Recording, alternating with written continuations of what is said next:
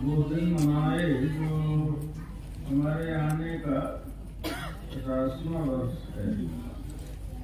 वो तो 20 तारीख को संपन्न हुआ और उसके बाद यहाँ महामृत्युंजय का जाप सवालक हुआ, साथ ही रुद्र यज्ञ भी रखा गया, जिसको बड़े ही कुशलता से पूर्ण तरीके से हमारे शर्मा जी और उनके सहयोगी जो पंडित जन हैं उन सब लोगों ने किया। रहते हम कमरे में थे लेकिन सुनते थे हर चीज सुबह से लेकर के शाम तक। और अभी जाकर के हमने यज्ञ मंडप में भी देखा, बड़े अच्छे ढंग से सब व्यवस्था किए थे। तो हम लोग तो थोड़ा उपासना ज्ञान वाले हैं, कर्मकांड की जानकारी थोड़ा थोड़ा रहती है, पूछते रहे सब, बड़े ज्ञान से बताए तो अच्छा लगा। ये बात 20 तारीख को रह गई थी। हमारे यहाँ के गौरी शंकर बाबा है ना, इन्होंने 2-4 लोगों का नाम लिया, उनने करे नहीं और भी बहुत से लोग हैं इस आश्रम को चलाने में बहुत से लोगों का सहयोग है। हमारे अंदर ऐसी इच्छा हुई तो हमने और बढ़ा दिया, लेकिन उस दिन हम भी बहुत से लोगों का नाम नहीं ले पाए। अभी अमेरिका से श्री महेश पुरोहित जी दिखे, हमने पूछा आप कब आ गए, बताया अभी 2 महीने पहले आ गए। उनके अच्छा इन सब लोगों का बड़ा सहयोग रहा।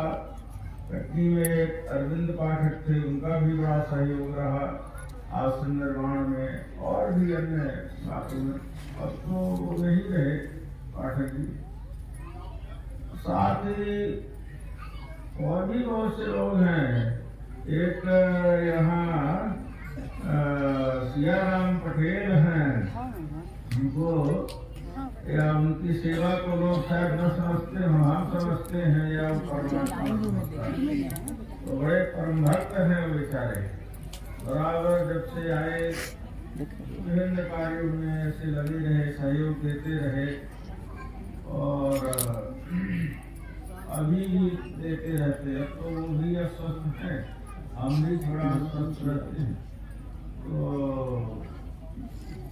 थोड़ा उतना शक्ति नहीं हम देखते हैं, लेकिन अभी भी उनका कोई न कोई आता रहता है यहाँ कुछ करने के लिए, भाई वगैरह और भी बहुत से सहयोगी हैं। अभी रघुवंशी जी भी है और ये ओझा जी वगैरह, ये सब ऐसे अधिकारी है। ये तो रघुवंशी जी इकोनॉमिक्स में है, डिपार्टमेंट में है, डिपार्टमेंट में, और ओझा जी तो मैनेजर है, क्या बहुत क्लास बैंक कहते हैं। और हाँ, एक और राजेश वर्मा जी हैं, तो वो भी जो है डॉक्टर है, लेकिन दूसरे कार्य भी बड़े अच्छे ढंग से संपन्न करते रहते हैं। तो ये सब संस्था के पास हैं। इधर पटेल लोग आते हैं, इधर से क्या क्या उनका नाम है, और इधर से गर्गी तरफ से बहुत से सेठ लोग आते हैं, और ये सतना तरफ से मोहन है और करण जी है ना, चले गए होंगे कुछ खिलाने पिलाने वाले इन लोगों को क्या है। तो सब प्रशंसा के पात्र हैं, जिनका नाम लिया गया हो वे या न लिया गया हो वे सब की जो है तो यहाँ एक लिस्ट है और उसको हम परमात्मा के पास भेज देते हैं, वहाँ पहुँच जाती है। और भाई हम तो देखिए बिहार से बहुत से लोग आते हैं यहाँ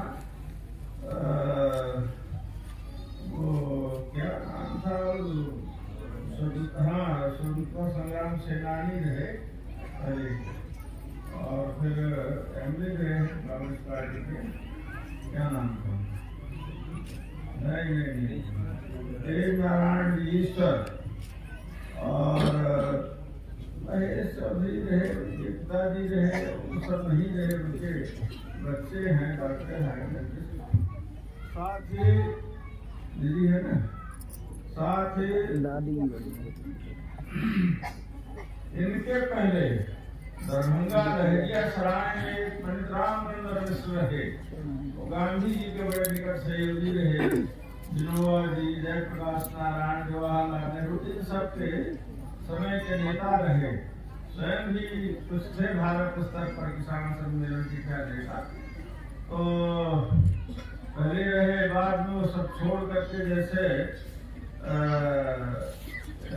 कई ऐसे लोग अध्यात्म पथ में आ गए, ऐसे जो है जैसे अरविंद रहे पांडिचेरी, और इधर ये भी जो है दरभंगा लहरिया सराय में, हाँ वो सब रहे। वो तो रामकृष्ण परमहंस के गुरु महाराज है दिगंबर बाबा, तो उनके फॉलोअर थे। पता नहीं क्या उन लोगों को अनुभव में आया, तो बड़े वैसे छद्म रूप में गोपनीय ढंग से खोज रहे थे। उनको कुछ आदेश हुआ कि वो यहाँ पर है कौन, दिगंबर बाबा, तो कोई प्रवेश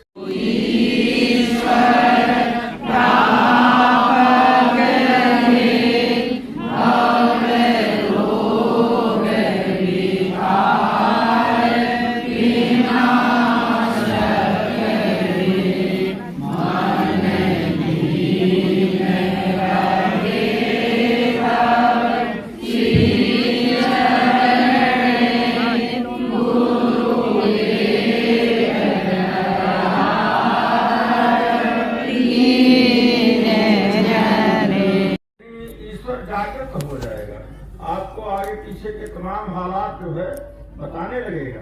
पहली बात अभी जागृत है कि बताए ये अनुभूति।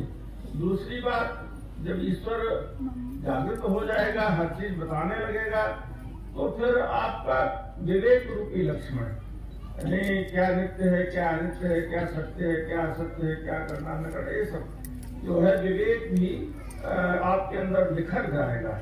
अभी तो बुद्धि से विवेक होता है, क्या करें न करें, ऐसा वैसा, फिर परमात्मा बताने लगेगा कि क्या सत्य क्या असत्य। विवेक लक्ष्मण आ जाएंगे, और उसके बाद भाव भरत।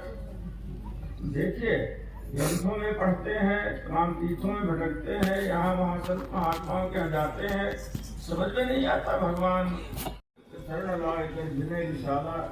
तब फिर वशिष्ठ जी समझाते हैं, गर्भ धीर हो सुखचारी, छोटे मोटे लड़के नहीं, त्रिभुवन विदित भक्त भय हारी। तो क्या किए, श्रृंगी ऋषि वशिष्ठ बुलावा, पुत्र हेतु सुमझग करावा। अब वहाँ एक आध्यात्मिक जो यज्ञ है वो दूसरे ढंग का माना जाता है। बाहर तो ठीक है सब पसंद, वहाँ यज्ञ का मतलब होता है भजन चिंतन की पद्धतियों से। जैसे कहा गीता में यज्ञ नाम जप जप यज्ञ ले लें, और गीता में तो 14 सोपान बताए गए हैं आदि दैविक और आध्यात्मिक यज्ञों के, उसमें नहीं जाना है। तो भजन चिंतन की जो एक पद्धति है तो थोड़ा पहले से वैखरी मध्यमा पश्चंती, इन 3 वाणियों से जब किया जाता है। फिर अंत में अजपा, श्वास में हर प्राणी के केवल भगवान नाम का जप हो रहा है। अगर एकांत में शांति से वो सुने बैठ करके, तो श्वास जा रही है, आ रही है, जा रही है, आ रही है। एक इधर पुष्कर क्षेत्र में एक महात्मा हुए अच्छे परमहंस ब्रह्मानंद, उनका एक भजन है, निरंजन माला घट में फिरत रात, नीचे आवे ऊपर जावे, श्वास श्वास चल जा, संसारी नर समझत नाही व्यर्था उमर बिहार। उन्होंने सोहम को दिया, लेकिन कोई भी 2-2.5 अक्षर का नाम इसमें तो चल जाता है। सोहम मंत्र जपे नित प्राणी बिन जिभ्याग मुदात, और सोहम हंसा हंसा सोहम बार बार पलटा। फिर और भी बातें ध्यान उनकी कर दिए हैं। तो सदगुरु पूरा भेद बता दे, तो ऐसे वो सब बता गए। तो हमारे कहने का मतलब ये है, ये अजपा जो है जाप ही श्रृंगी ऋषि है। श्रृंगी ऋषि यहाँ अध्यात्म में अजपा जाप को कहा गया है। अब इसकी विधि विशेष रूप से अलग से समझ लेनी चाहिए, यहाँ पर चलने देर हो जाएगी। तो श्रृंगी ऋषि हुए अजपा जाप, तो अजपा जाप के द्वारा भजन प्रारंभ हुआ। हृदय को जो है तो कुंड बना लिए, और इस हृदय कुंड में जो शुभाशुभ संकल्प विकल्प हैं बाहर के और अंदर के, ये शुभाशुभ संकल्प विकल्प की हवन सामग्री है। तो हवन सामग्री में जो बहुत सारी चीजें रहती हैं उसमें मत जाइए, देर होगी। तो ये हवन सामग्री, तो जैसे ही हवन पूर्वक ये सब यज्ञ हुआ, तो प्रगटे यज्ञ जरूर कर दी। ऐसा साधक जो प्रार्थना और जप करने में लग जाएगा, उसके अंदर भगवत चरणों के प्रति अनुराग जो है तो आ जाएगा। कि अनुराग ही वहाँ पर अग्नि है। जन्म जन्मांतर के शुभ कर्म जो है वही लकड़ी है। ऐसे इसका काफी जो है अध्यात्म किया जाता है। तो जब ये यज्ञ हुआ तो प्रगटे यज्ञ, अनुराग जो है तो क्या कर देता है, प्रगटे अग्नि चरु कर लीन्हे। चरु का मतलब होता है चित्त जो है रुचकर हो जाता है, या हवि का मतलब होता है हृदय विकल हो जाता है, विमल हो जाता है। अनुराग पूरित अंतःकरण हृदय की विमलता दे देता है। ये अनुराग अग्नि, वहाँ अग्नि है, यहाँ अनुराग है। अनुराग हृदय को विमल कर देगा, विकल कर देगा भगवान को पाने के लिए। तो ऐसी स्थिति में अब देखिए, यहाँ हृदय विमल है, भक्ति है, सुंदरमती है, सुंदर कर्म हो रहे हैं, इंद्रियां संयमित हैं इस शरीर के अंतराल में, अवध में। तो एक बात चित्त में कभी कभी साधकों से आती है कि ये कहाँ की बात है, ऐसा तो नहीं है कोई कल्पना है। कल्पना और नहीं, इसी को हमने कहा गोस्वामी जी ने सर्टिफाई कर दिया। जिनका काव्य है उन्होंने सर्टिफाई किया अंतर्वेद में। तो एक इस स्थिति में थोड़ा सा मन कुछ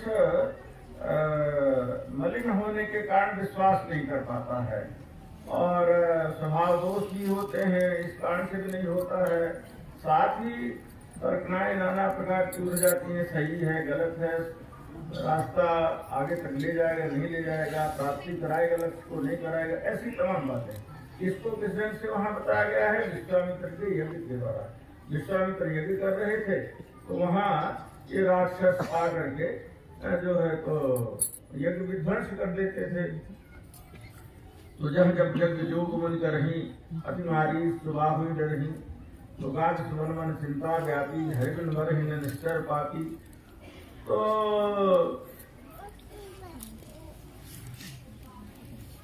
विश्वामित्र के अंदर चिंता हुई, ये यज्ञ में क्रोध वर्जित माना गया है, इसलिए नहीं तो पावरफुल विश्वामित्र। लेकिन इस समय अभी थोड़ा सा उनको इस रूप में ले कि विश्वास विश्वामित्र है। बाद में जब ऋषि पूर्ण हो जाएंगे तो विश्व के मित्र हो जाएंगे। तो विश्वास पूर्वक वो भजन कर रहे थे, लेकिन ये राक्षस विध्वंस कर देते थे। कौन राक्षस है ये? मारीच क्या है? ये अनेक जन्मों से मन जो है मलिन हो गया है, मन में जो चंचलता आ गई है और भी नाना प्रकार के जो दोष भर गए हैं, तो उनसे मतलब है मन की मलिनता ही मारीच है।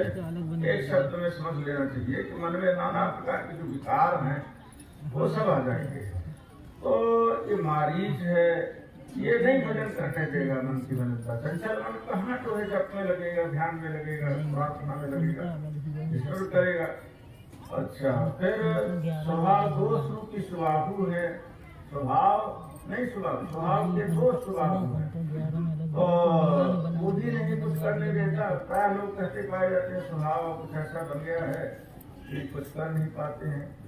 तो ये स्वभाव दो स्वभाव हुए। और ताड़का क्या है? ये राक्षसी थी। तो अब किसकी माता थी इस पे नहीं जाना चाहिए। ये ताड़का है तर्कना। नाना प्रकार की जो तर्कनाएं आ जाती हैं इस आध्यात्मिक निरूपण में, साधना के चार्ट में, वो ताड़का ही तर्कना ही ताड़का ऐसा कहें। तर्कनाएं ये ताड़का है। ये तीनों जो है पहले कली को विध्वंस कर दिया। आगे तो बहुत से राक्षस मिलेंगे।